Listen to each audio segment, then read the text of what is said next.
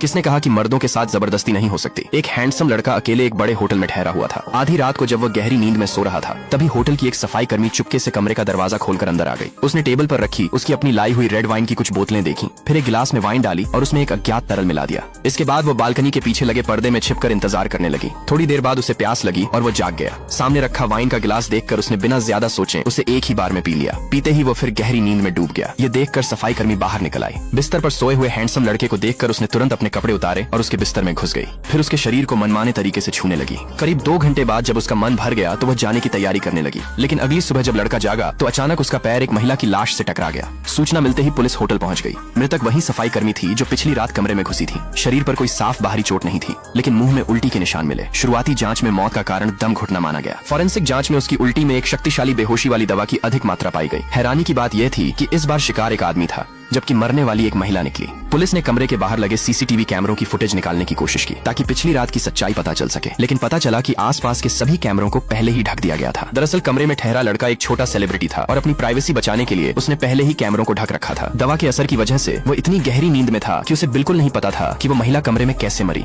जब पुलिस जांच आगे बढ़ा रही थी तभी उनकी नजर बिस्तर के सामने लगे एक छोटे से प्लग पर पड़ी। देखने में साधारण लगने वाला वो प्लग असल में एक छिपा हुआ कैमरा था। वह बिजली से जुड़कर लगातार रिकॉर्डिंग कर सकता था। ये वाईफाई से सीधे जुड़ने वाला मॉडल था, इसलिए उसका रिसीवर ज्यादा दूर नहीं हो सकता था। पुलिस ने तुरंत होटल के सभी कमरों की तलाशी शुरू की और आखिरकार रिसीवर सामने वाले कमरे से बरामद कर लिया। रजिस्ट्रेशन रिकॉर्ड देखने पर पता चला कि वह कमरा उसी महिला के नाम पर बुक था। आगे की जांच में सामने आया कि वह लड़के की बेहद जुनूनी फैन थी। उसकी हर गतिविधि पर नजर रखने के लिए वह उसे कई मुलायम खिलौने भेजती थी, लेकिन उन खिलौनों के अंदर छोटे छोटे कैमरे छिपे हुए थे। वे लगातार उसकी निजी जिंदगी रिकॉर्ड कर रहे थे, यहाँ तक कि उसकी गर्लफ्रेंड के साथ बिताए निजी पल भी रिकॉर्ड हो चुके थे।